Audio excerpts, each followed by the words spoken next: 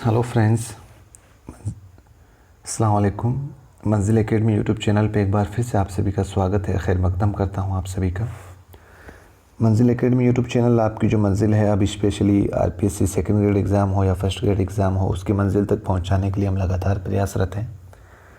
दोस्तों, आप अगर नए हैं वीडियो पर तो आपको बता दूँ, अभी जो हमारी वीडियो सीरीज़ चल रही है वो आरपीएससी की सेकंड ग्रेड एग्ज़ाम और आरपीएससी की फ़र्स्ट ग्रेड एग्ज़ाम जितने भी पिछले सालों के अंदर पेपर हुए हैं, उन पुराने पेपरों को आपके सामने आपसे रूबरू करवाने के लिए जो वीडियो सीरीज़ में लेकर आ रहा हूं, और ताकि इन पुराने पेपरों को देखकर इनमें से आरपीएससी ने किस टॉपिक से कैसे सवालात पूछे हैं उनसे आप रूबरू हो सकें और उसी को आधार और उसी को बेस बनाकर आप अपनी तैयारी शुरू कर सकें। दोस्तों, आपको बता दूं, ये पेपर मैं सोल्व नहीं करवा रहा हूँ, ये पेपर मैं अभी लेकर आया हूँ आरपीएससी फर्स्ट ग्रेड 2013, क्योंकि 2013 के बाद में आरपीएससी ने फर्स्ट ग्रेड का कोई पेपर उर्दू का वैकेंसी का लिया ही नहीं, उर्दू वैकेंसी निकाली नहीं है। तो इस बार पूरी उम्मीद है दोस्तों कि आरपीएससी फर्स्ट ग्रेड की वैकेंसी 100% आएगी दोस्तों। तो ये सवाल जो हैं, ये पेपर जो है मैं सोल्व नहीं करवाऊँगा, आपको पहले ये बता दूँ दोस्तों, क्योंकि सोल्व तब करवाया जाता है जब हम उस कंटेंट को पढ़ चुके हैं एक बार। ये अभी हम तैयारी का बेस बना रहे हैं, तैयारी शुरू कर रहे हैं। जब एग्ज़ाम की डेट आ जाएगी आपके, उस वक्त हम बहुत ही बेहतरीन अंदाज में, जैसी पुराने रीट के टाइम पेपर सोल्व किए थे, ठीक इससे बेहतर अंदाज में और इस पेपर को हम दोबारा सोल्व करेंगे। अभी आपको सिर्फ रूबरू करवाना है कैसे सवाल आरपीएससी ने पूछे थे। तो पेपर शुरू करूँ उससे पहले एक ज़रूरी ऐलान आप समाअत फरमाएँ। दोस्तों, अनअकैडमी एक आप सभी जानते हैं बहुत बड़ा लर्निंग प्लेटफॉर्म है और ऑनलाइन लर्निंग प्लेटफॉर्म है। ये स्टूडेंट्स को फ्री और प्लस वाले कोर्स आपको प्रोवाइड करवाती है। अगर आप फ्री लर्नर के रूप में अनअकैडमी को ज्वाइन करते हैं तो आपको उसमें लिमिटेड सिलेबस दिया जाएगा, लिमिटेड प्रैक्टिस टेस्ट दिए जाएंगे, लिमिटेड पीडीएफ नोट्स दिए जाएंगे और डाउट क्लियरिंग सेशन इसमें आपको नहीं दिया जाएगा। वहीं पे अगर आप प्लस वाला कोर्स ज्वाइन करते हैं तो कंप्लीट सिलेबस आपको इसमें दिया जाएगा, कंप्लीट प्रैक्टिस टेस्ट दिए जाएंगे, कंप्लीट पीडीएफ नोट्स दिए जाएंगे, रेगुलर डाउट क्लियरिंग सेशन आपको इसमें मिलता है। इसके अलावा और भी बहुत से फीचर आपको दिए जा रहे हैं। आप अपने फेवरेट एजुकेटर से पढ़ सकते हैं। यहाँ पर कंप्लीट एग्ज़ाम की प्रिपरेशन आपको यहाँ पे करवाई जाती है, डाउट क्लियरिंग सेशन आपको इसमें दिया जाता है, सिलेबस कवर पूरा करवाया जाता है, फ्री टेस्ट सीरीज का आयोजन और वीकली मॉक टेस्ट का आयोजन इसमें आपको प्रोवाइड करवाया जाता है। अगर आप अनअकैडमी पर मुझसे जुड़ना चाहते हैं तो आप अपनी कैटेगरी को सीटेट और स्टेट सेलेक्ट करें और मकबूल अहमद नाम को सर्च करें और इसको फॉलो करें उर्दू और सीडीबी पढ़ने के लिए। अगर कोई साथी अनअकैडमी के ऊपर पूरा सीटेट का कोर्स पढ़ना चाहता है तो दोस्तों आपको बता दूं, 13 अक्टूबर से ये बैच शुरू हो चुका है और ये पूरी विद्वानों की पूरी टीम आपके सामने है।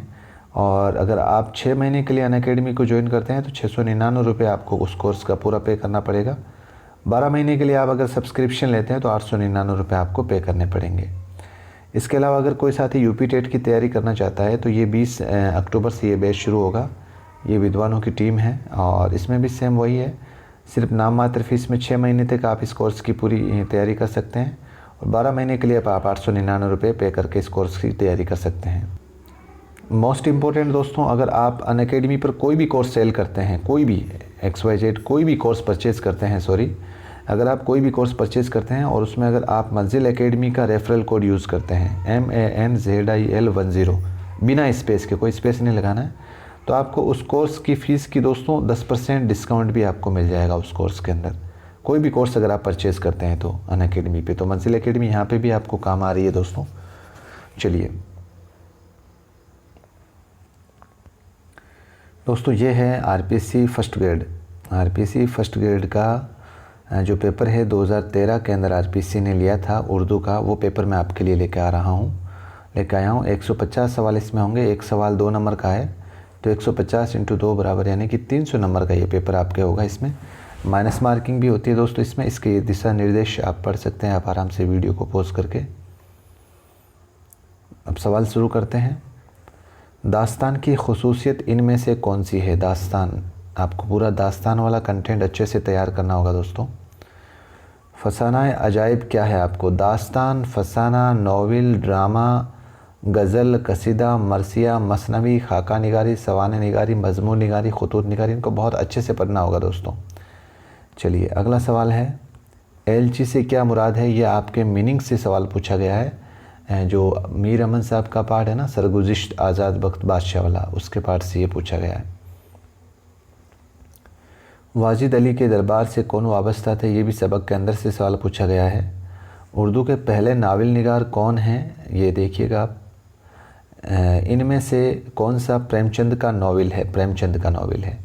दोस्तों मैं जल्दी जल्दी इसलिए आपको सिर्फ पर्सन बता रहा हूँ क्योंकि सोल्व करवाऊँगा तब जब आप कंटेंट को अच्छे से पढ़ लोगे, एग्ज़ाम के टाइम इस पेपर को सोल्व करेंगे तो हमारा रिवीजन भी हो जाएगा और कंटेंट भी बहुत बेहतरीन तरीके से हमारा रिकवर हो जाएगा। ठीक है। मुख्तसर अफ़साना पढ़ा जाता है। मुख्तसर अफ़साने को आप जब पढ़ोगे तो उसमें क्या चीज़ मस्ट है, इसमें क्या चीज़ ज़रूरी है, किस तरीके से वो पढ़ा जाता है, तो ये चीज़ आपके ऐड की गई है इसमें। खाका निगारी या खाका अंग्रेज़ी के किस लफ्ज़ का तर्जुमा है। ठीक है। बाकर अली कौन थे, बाकर अली कौन थे, दास्तान निगार थे या ड्रामा निगार थे, क्या थे। अमीर हमज़ा क्या थे, आप देखें इसमें भी अमीर हमज़ा है, क्या है, दास्तान है, ड्रामा है, नावल है, अफसाना। अमीर हमज़ा। गज़ल में अगर मतला जैसा ही दूसरा शेर आता है तो उसे क्या कहते हैं। गज़ल को हमने बहुत अच्छे से पढ़ा था दोस्तों रीड के टाइम। वली दक्किनी की जो ज़बान है वो कैसी है दोस्तों, इन चारों ऑप्शनों के बेस पर देखें आप। शराब शौक़ में सरशार हैं हम, वली के इस मिसरे में सरशार का से मुराद क्या है, क्या मीनिंग है। अर्ज़ व समा कहाँ तेरी वुसअत को पा सके, मीर दर्द के इस मिसरे में अर्ज़ व समा से क्या मुराद है, आप देखें इसमें। खुदाए सुकन से क्या कहा जाता है, खुदाए सुकन किसे कहा जाता है, खुदाए सुकन। सवाल रिपीट हुआ है दोस्तों, सेकंड ग्रेड के अंदर भी ये सवाल पूछा गया था। मीर के ज़माने में आगरा शहर का नाम क्या था, ये भी सवाल रिपीट हुआ है दोस्तों, सेकंड ग्रेड के अंदर ये सवाल पूछा गया है। मोइन अहसन जज़बी के शेरी मजमूए का नाम क्या है। दोस्तों मैं इसलिए बोल रहा हूँ, आप आरपीसी का एकमात्र यही एक उर्दू पेपर है जिसमें हूबहू 10 से 15 सवाल रिपीट होते हैं, 10 से 15 या 20 सवाल तक रिपीट होते हैं हूबहू। आप पेपर उठा के देख लीजिएगा। इसीलिए मैं बोलता हूँ दोस्तों कि आप पेपर एनालिसिस करें, अच्छे से देखें और उसी के बेस पर अपनी तैयारी शुरू करें। जज़्बी का ताल्लुक़ किस दौर से है, आप देखें। जज़्बी उनकी पैदाइश और उनका इंतकाल डेट अगर आप नहीं पता होगा आपको तो ये आप नहीं बता सकते इस सवाल का आंसर। कसीदा का पहला जुज़ कौन सा होता है, अज्ज़ाए तरकीबी पूछा है इसमें कसीदे का। सर सैयद अहमद ख़ान ने कौन सा अखबार निकाला था। मानवी एतबार से शायरी की कौन सी सिनफ़ का हर शेर अपनी जगह एक इकाई की हैसियत रखता है। बहुत अच्छा सवाल है दोस्तों। नाविल किस ज़बान के लफ्ज़ से निकला है, नाविल। और मीर का इंतकाल कहाँ हुआ, स्थान पूछा है यहाँ पर। इनमें से सूफ़ी शायर कौन है, सूफ़ी शायर। ड्रामा इंदर सबा का सन तसनीफ़ क्या है, ड्रामा इंदर सफ़ा का सन तसनीफ़ यानी किस सन में इंदर सबा ड्रामा जो है वो शाये हुआ था। इनमें से कौन सी नज़म नून मीम राशिद की है, आप देखें इसमें। आमद किस सिनात का जुज़ है, आमद। अगर है मक्ता किसे कहते हैं, मतला, मक्ता, काफ़िया, रदीब, ये सब जब हमने गज़ल को पढ़ा था बहुत अच्छे से समझा था इसको। कसीदा किन लोगों की ईजाद है, कसीदा। ज़ौक़ का पूरा नाम क्या है, ज़ौक़ का। किस शायर को उर्दू शायरी का बाबाए आदम कहा जाता है। और नज़ीर अकबर आबादी की पैदाइश कहाँ हुई थी, ये चारों ऑप्शन आपके सामने हैं। शायर मशरिक़ किसे कहा जाता है, शायर मशरिक़। चांद तारों का बन, ये किसकी मशहूर नज़म है दोस्तों, बताइएगा। मीर अनीस की शिनाख्त यानी कि पहचान किस सिनफ़ से है, वो किस सिनफ़ से मशहूर हैं वो मीर अनीस। तंज़ व मज़ाह का शायर कौन है, इन चारों ऑप्शनों के बेस पर। मरसिया दाग की तख्लीक कार का क्या नाम है, मरसिया दाग के तख्लीक कार का क्या नाम है, आप देखें इसमें। नक्श फरियादी है किसकी, शौक़ी तहरीर का, कागज़ी है पीरहन हर पेकर तस्वीर का। ये अशार के दीवान, ये मज़कूर जो बाला शेर है किसके दीवान का पहला शेर है इनमें से। ठीक है, थोड़ा सा बड़ा कर लेता हूँ।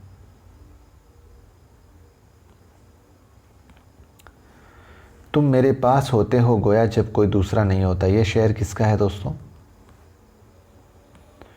जिस सिनफ में माफूकुल फ़ितरत उनासिर का ज़िक्र होता है उसे क्या कहते हैं दोस्तों? हर एक आप ड्रामा, दास्तान, रिपोर्टाज, खाका, नॉवेल्स जब कुछ भी पढ़ोगे इन सब का क्या मौजू है, कौन से अज्जाए तरकीबी हैं और किसको सिनफ को किसने मशहूर किया, ये सब चीज़ें आपको बहुत अच्छे से एनालिसिस करनी है।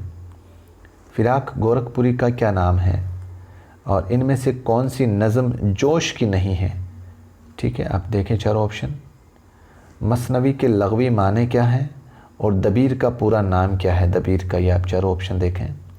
बाग़ व बहार कहाँ तसनीफ़ हुई? बाग़ व बहार। गुज़रा हुआ ज़माना किसका मज़मून है? गुज़रा हुआ ज़माना। उर्दू किस ज़बान का लफ्ज़ है? उर्दू। फहश निगारी का मुकदमा किस पर चला था? फहश निगारी का मुकदमा। नासिख का ताल्लुक़ किस दबिस्तान से है? दोस्तों जब आप ये देखिएगा इस तरीके से तुलनात्मक अध्ययन करें, इस तरीके से इधर लिखें दिल्ली दबिस्तान और इधर लिखें लखनऊ दबिस्तान।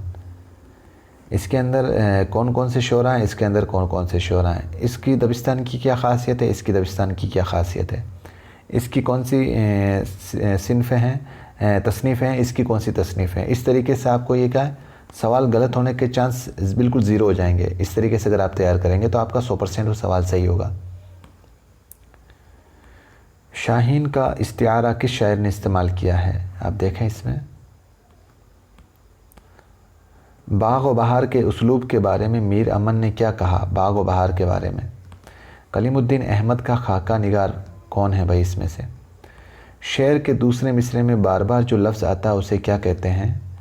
शायरी की सिनफ को क्या कहते हैं जिसमें किसी चीज़ या शख्स की मदह या बुराई की जाती है? ऊपरा ऊपरी सवाल पूछा गया था ये तो। मरसिया अरबी के किस लफ्ज़ से मुश्तक है? उर्दू के इब्तदाई नावल निगार में सबसे मशहूर कौन है भाई दोस्तों? इब्तदाई नावल निगार के अंदर। चलिए अगला सवाल है, खाका दोज़की का मुसन्निफ़ कौन है? खाका दोज़की का मुसन्निफ़। ना खुदाए सुखन किस शायर को कहा जाता है? ना खुदाए सुखन। ये शेर किसका है भाई?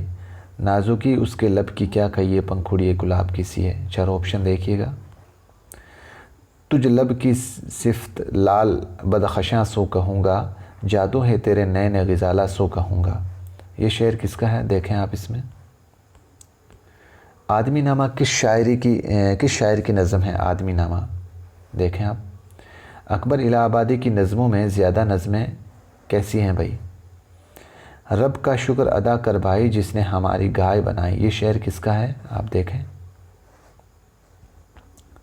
नून मीम राशिद का पूरा नाम। दोस्तों सेकंड ग्रेड में भी ये सवाल कम से कम 3 बार रिपीट हुआ है और फर्स्ट ग्रेड के अंदर वापस ही ये सवाल आ गया है, क्योंकि बच्चा गलती करता है इन दोनों ऑप्शनों के अंदर। ये वाले में आप देखें, इसमें इन दोनों ऑप्शनों में बच्चा गलती करेगा और पहले ऑप्शन में बच्चा यहाँ पे जाएगा और ये गलत होगा, क्योंकि नज़र मोहम्मद वो ज़ोए में और ज़े में भूल जाएगा यहाँ पर।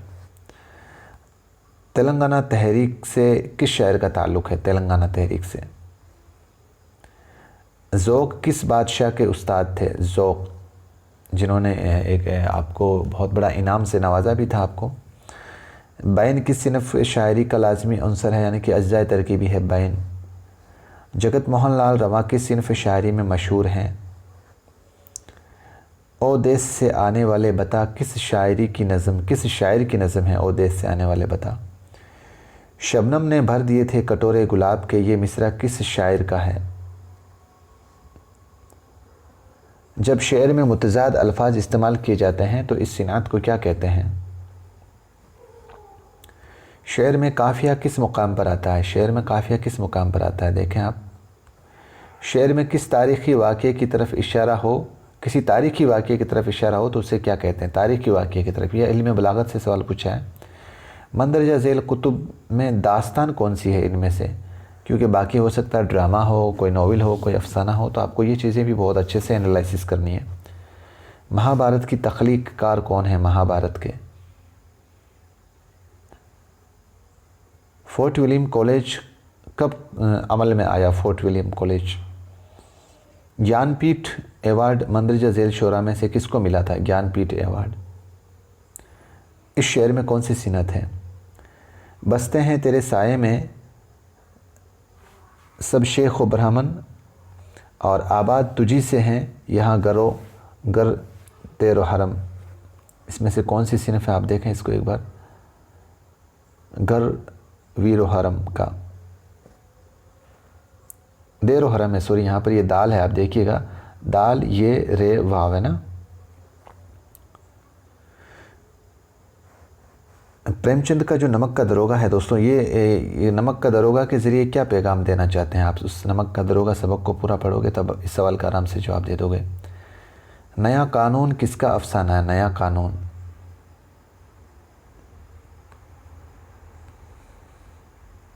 यारबाश किसका अफसाना है। यारबाश। जदीद नज़म की बुनियाद किस अंजुमन के तहत पड़ी थी। जदीद नज़म की बुनियाद।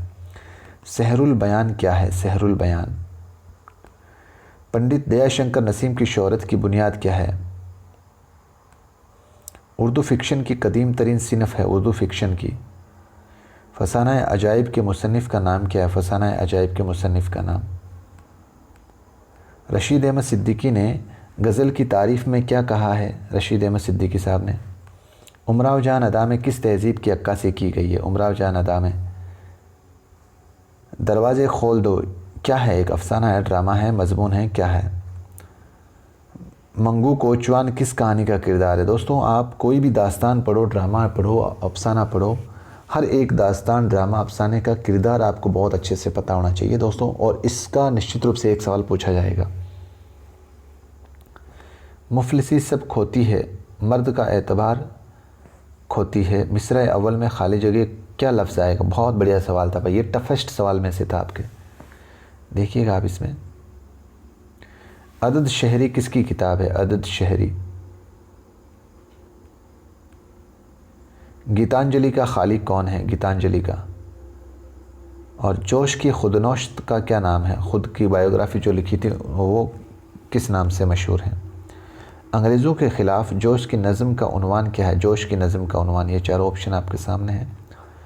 प्रेमचंद का सने वफ़ात क्या है, उनकी इंतकाल की डेट क्या है। ड्रामा अनारकली का खालिक कौन है। ड्रामा अनारकली का खालिक। तौबातुन्नुस्सू का असल मौजू क्या है। तौबातुन्नुस्सू का। नज़म नया शिवाला का मरकज़ी ख़याल कौन क्या है भाई। मरकज़ी ख़याल। नवंबर मेरा गहवारा, ये नज़म किसकी है भाई। नवंबर मेरा गहवारा। गालिब अपनी शायरी में किस ज़बान की तराकीब इस्तेमाल करते हैं। बलवंत सिंह के बेशतर अफसानों का महल वक़ू है। बलवंत सिंह के बेशतर अफसानों का। इनमें से जानिसार अख्तर का मजमूआ कलाम कौन सा है। जानिसार अख्तर का। मीर तकी मीर की गज़ल के मिसरा अव्वल है, उल्टी हो गई सब तदबीरें कुछ ना दवा ने काम किया। इस मिसरे का सानी मतलब इसके जस्ट दूसरा मिसरा कौन सा आएगा। ये चारों मिसरे आपके सामने हैं। इन नज़मों में नज़ीर अकबर आबादी की कौन सी नज़म है दोस्तों। मंदरजा झेल नज़मों में मखदूम की नज़म कौन सी है। मखदूम मोहिउद्दीन आपके सिलेबस में है दोस्तों। प्रेमचंद के नावल बेवा का अंजाम क्या होता है। पूरा नावल आपको अच्छे से पढ़ोगे तब आपको इस सवाल का आंसर मिलेगा। इनमें से मरसिए का जुज़ कौन सा नहीं है। मरसिए का जुज़। किस शेर की आमद है कि रन काँप रहा है। रुस्तम का जिगर ज़ेर कफन काँप रहा है। ये मरसिया है, किसका है भाई।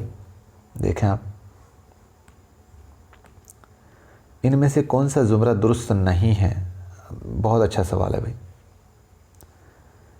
नावल के लगवी माना क्या है। नावल का लगवी माना क्या है, या किस लफ्ज़ से बना है, या आपके कौन सी ज़बान का लफ्ज़ है। बहुत अच्छे सवाल हैं इस तरीके से। आए हैं इस गुली में तो पत्थर ही ले जलें, इस मिसरे का शायर कौन है। इस गली में, सॉरी, आए हैं इस गली में तो पत्थर ही ले चलें, इस मिसरे का शायर कौन है। आप देखें चारों ऑप्शनों में। इनमें से अफसाना निगार कौन है। सबा वीरा किस शायर की नज़म है। सबा वीरा। मीर तकी मीर का सने विलादत कौन सा है। मीर तकी मीर का सने विलादत। तजाहिल आरिफाना के माने क्या है। तजाहिल आरिफाना का माना। बच्चों की ज़्यादातर नज़में किसने लिखी है। बच्चों के लिए। कसीदा के लफ्ज़ी माने क्या है। कसीदा के लफ्ज़ी माने। मसनवी में इनमें से क्या नहीं होता है। मसनवी के अंदर देखें आप, इसमें क्या नहीं होता है मसनवी के अंदर। मसनवी का स्ट्रक्चर आपको पता होना चाहिए, क्या मौजू है उसका, क्या अज्जाए तरकीबी हैं, तब इसका सवाल आप आराम से कर पाओगे। जदीद नज़म का बुनियाद गुज़ार कौन है? जदीद नज़म का तालीमी नफ्सियात बताती है। क्या बताती है तालीमी नफ्सियात? ये आपके दोस्तों उर्दू साइकोलॉजी के आपके सवालात हैं, देखिएगा वापस इस सवाल के ऑप्शन। तालीमी नफ्सियात का इल्म होने से असातिज़ा को, मतलब शिक्षा मनोविज्ञान। तालीमी नफ्सियात का मतलब क्या हुआ? शिक्षा मनोविज्ञान। और यहाँ पर क्या सवाल पूछा गया है? शिक्षा मनोविज्ञान क्या बताती है? इसी तरीके से शिक्षा मनोविज्ञान का इल्म होने से असातिज़ा यानी कि जो उस्ताद है, जो शिक्षक है, वो उसको क्या करना चाहिए? बालिदगी के बाहिमी ताल्लुक़ के उसूल के तहत क्या किया जाता है? तलबा की ज़हनी सेहत बरकरार रहे इसके लिए क्या ज़रूरी है? ज़हनी सेहत यानी कि जो मानसिक संतुलन है, मानसिक सेहत है।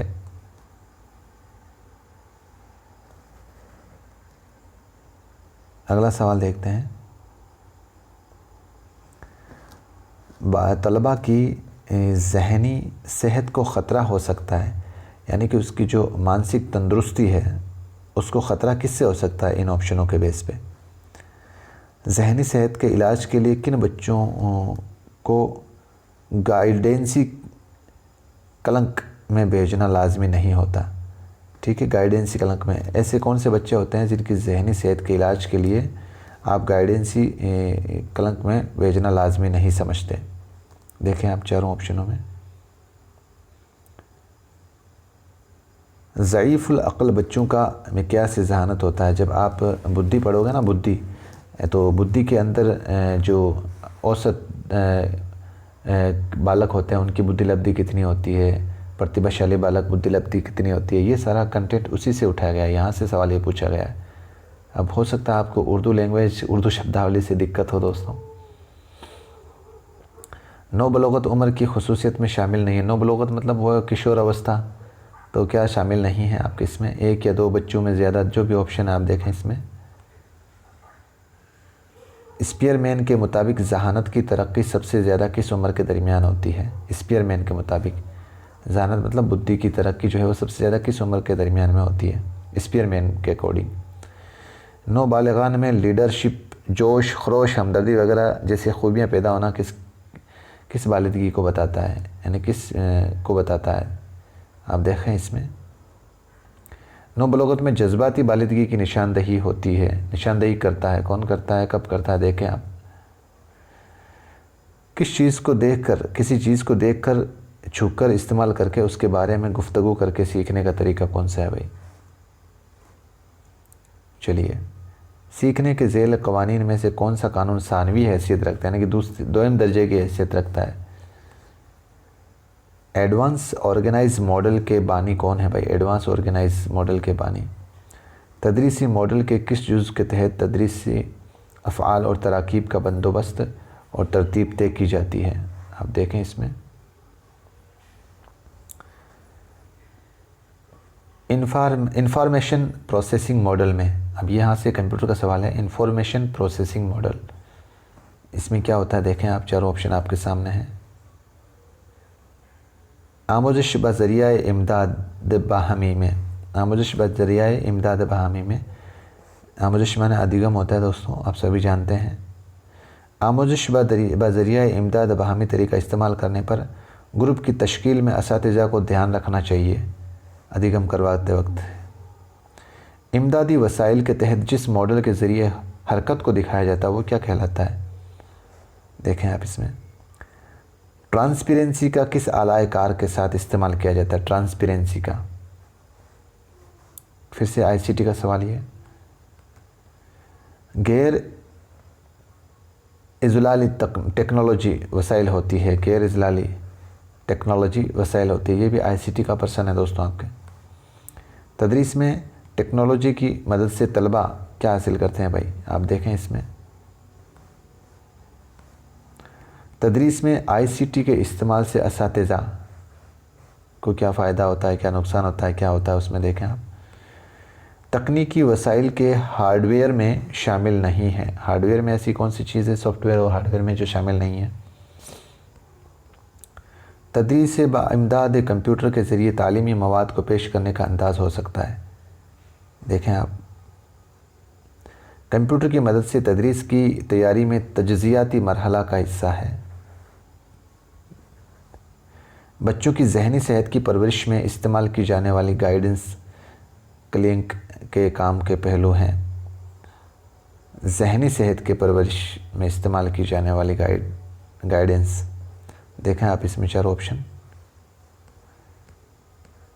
सीखने की खुसूसियत में शामिल है, क्या चीज़ है भाई जो बच्चों को सीखने की खुसूसियत में इन 4 ऑप्शनों में शामिल है? ज़हनी एतबार से सेहतमंद बच्चों की खुसूसियत में शामिल नहीं है, देखें आप इसमें। और आखिरी सवाल है, अजाइब घर को हम किस तरह के तदरीसी व इक्तिसाबी मवाद की किस्म में रखेंगे? तो आप 4 ऑप्शन आपके सामने हैं। तो दोस्तों ये आपके 150 सवाल थे फर्स्ट ग्रेड 2013 के पेपर के। दोस्तों मुश्किल पार्ट इसका आपके लिए सबसे जो पार्ट है वो उर्दू की जो साइकोलॉजी है, मुझे पता है ये सबसे वीक पार्ट है और इसको लेकर दोस्तों काम शुरू किया है मैंने। देखते हैं इसका कोर्स लॉन्च हो पाता है नहीं हो पाता है। बाकी अभी हमारा फर्स्ट ऑफ ऑल सिर्फ जो कोर्स लॉन्च करने का टारगेट है वो सिर्फ 2nd ग्रेड का है दोस्तों। वो अच्छे से प्रिपरेशन हो जाती है, उसके अच्छे से तैयार हो जाता है, उसके बाद में हम देखेंगे समय रहता है तो। ठीक है दोस्तों, आप फ़िलहाल फोकस जो है वो 2nd ग्रेड की करें और उसके बाद में अगर आप खुद के ऊपर अपॉर्चुनिटी है, आपके ऊपर कंटेंट है आपके पास, तो आप फर्स्ट ग्रेड की प्रिपरेशन कर सकते हैं। ठीक है, और कैसी लगी ये पेपर की जो सीरीज़ है, क्योंकि 2013 के बाद में तो आरपीएससी ने कोई पेपर लिया ही नहीं है ऐसे आपके फर्स्ट ग्रेड का उर्दू का, तो और पेपर कहाँ से लाऊं दोस्तों। ये सीरीज़ कैसी रही है हमारी, कमेंट सेक्शन में कमेंट ज़रूर दें और कीमती सुझाव हो आपका तो ज़रूर कमेंट में दर्ज कराएं। मंजिल एकेडमी की खिदमत के बारे में अगर आप कुछ कहना चाहें तो कमेंट सेक्शन में आपका स्वागत है। और फिर से मिलते हैं नए कंटेंट के साथ। खुदा हाफिज़, जय हिंद।